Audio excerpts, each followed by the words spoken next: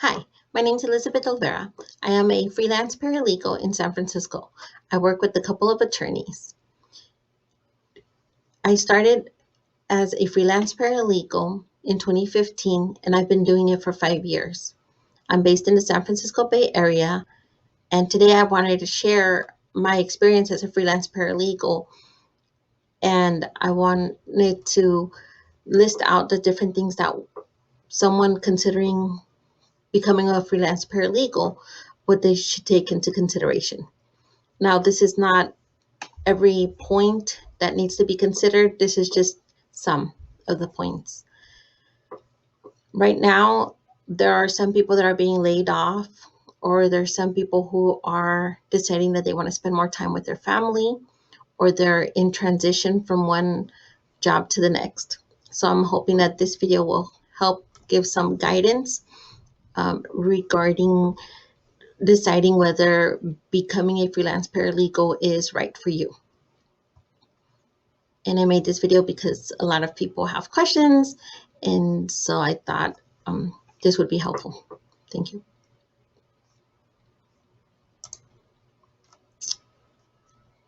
The first thing to take into consideration is the benefits of freelancing.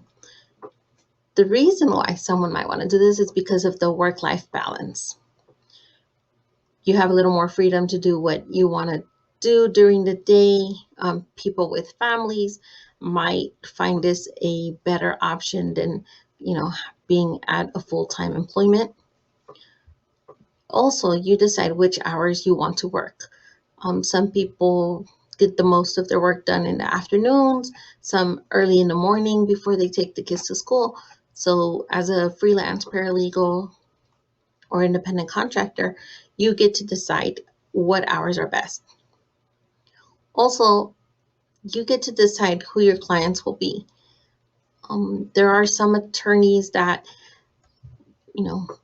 do a certain type of law that you might want to work on. And there might be some attorneys that reach out to you, and maybe that's not the kind of law that they practice that you want to work on. So you actually have a choice about which clients you bring on in certain situations. Also, there's no limit to how much money you can earn. Freelance paralegals usually are independent contractors and are 1099 at the end of the year. So make sure that you set a good price so that it justifies being 1099 and you having to pay the taxes or self-employment taxes throughout the year.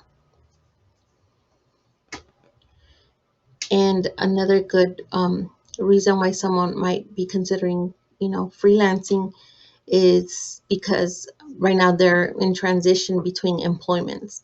Like I said, maybe you've been laid off, or maybe you're wanting to try something new now that the children are spending more time at home. Okay.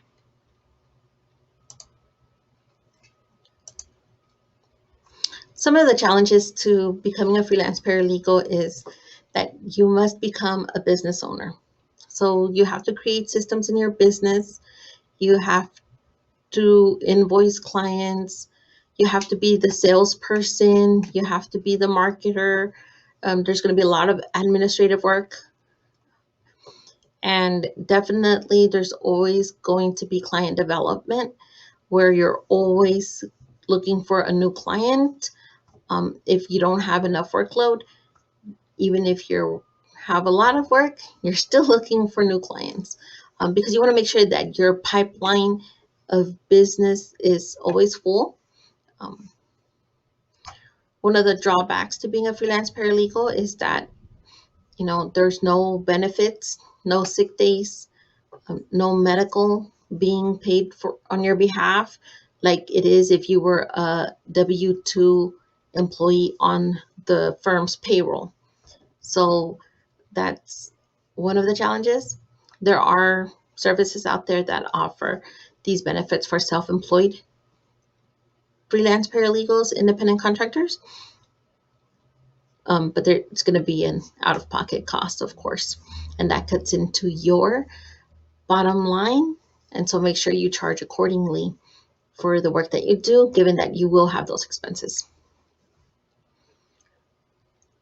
Another challenge is there is no steady paycheck, which I referred to earlier when I said you want to make sure you keep your pipeline of leads and clients and work full, just to make sure that you always have something to work on and you're financially secure.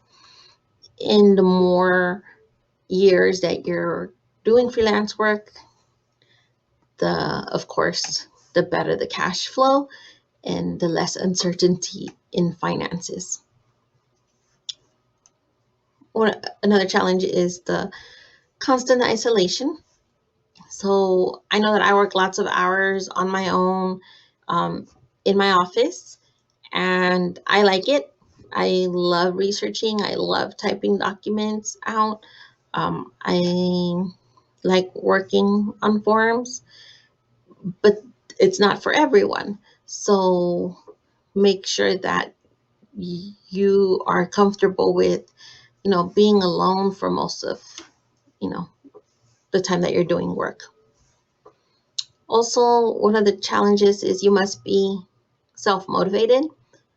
So what that means is that even though the attorney does give you the work and the attorney will eventually supervise your final work product, they're not necessarily telling you when to start the job and when to complete it. So you have to be self-motivated and make sure that you get the work done and submit it within appropriate deadlines.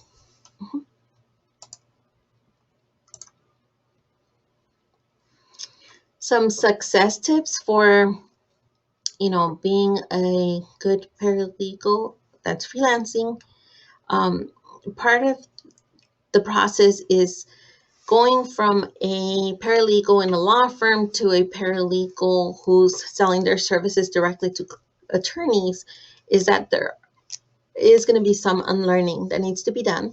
For example, as a freelance paralegal, you don't really get very much training.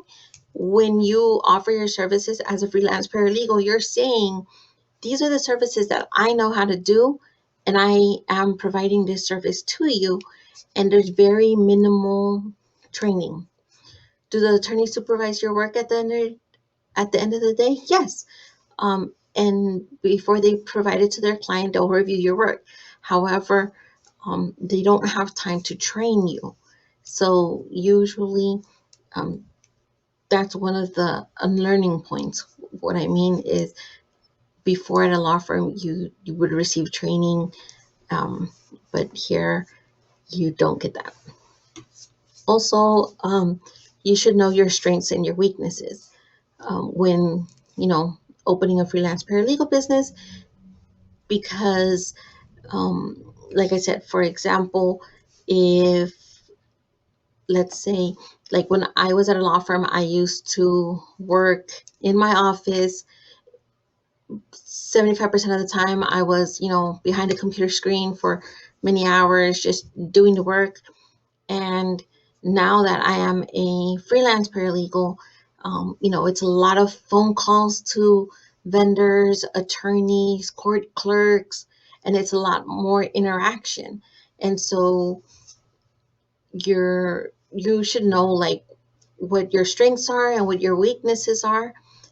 And again, some people don't want to be isolated, and some people are kind of like more like the happy, bubbly people, and they need to be around people in order to feel alive, or and so you just have to be self-aware and be honest with yourself. Can you be a business person? Do you like sales? Do you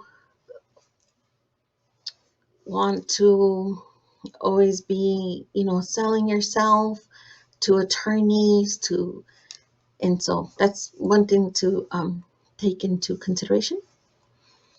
And finally, take the initiative, right? You must have lots of initiative, because again, no one's going to come and hold your hand and tell you what to do, when to do it, and how to do it. And sometimes you're going to want to reach out to the attorneys, and they're at the trial or they're in depositions, and it's going to be they're not going to be able to answer your question at the time that you wanted. Like when people used to work at law firms, they could just go down the hall and talk to the attorney. But being remotely away, of course, it makes it more challenging.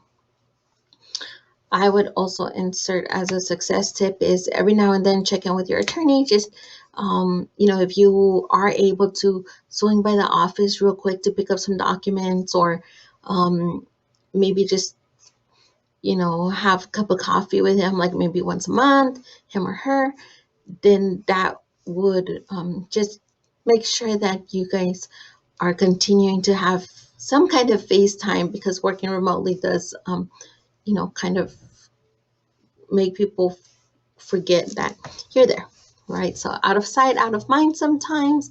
And I just think it's important to still have that FaceTime, that communication. Okay.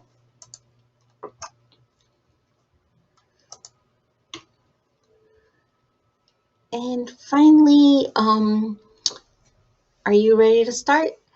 Well, here's some things that you're going to need, right? So you'll need experience. Can't really do this straight out of paralegal school. You need years of practical experience working with other paralegals, working with attorneys, and sometimes in different fields.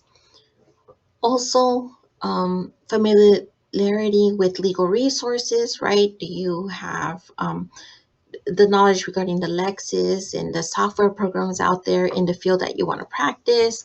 Are you you want to know, what are the law firms using in terms of equipment, vendors? Also, you want to have a network of professionals, people that you can reach out to, like associations, other paralegals who you can ask questions to, maybe other freelance paralegals, and maybe other attorneys. So if you don't, if you have questions about something and you can't contact one, then you can reach out to another. Also, there should be, some kind of plan, some kind of preparation before, starting your own business. Just, put some thought into it regarding like the name of your business, the branding that you're going to portray, what message do you want your attorneys to see when they think of you. And so, that should be consistent, and that goes into the whole marketing strategy as well. What's your message to your target audience going to be on social media? What's it going to be on brochures? What's it going to be on your business card? So definitely some planning and preparation is, and yeah. So I also have this video on YouTube regarding how to get an ad online so that you can start getting customers / attorney clients to hire you for your experience and your knowledge and for the services that you can provide. So make sure you check out that link. And there's never going to be a perfect time to start your freelance paralegal business. You just have to start and perfect it along the way. Okay? So those are, my 2 cents. I would, people a lot have asked me, what is a good time to start your business? And really, like I said, there's never really a good time. We can overthink it. There's always what if and or buts about it. But if this is something you really want to do, then, just start, get your systems in place for your business. And, also remember why you're doing this. So if things sometimes do get tough, just remind yourself why you started. And I wish you guys much success.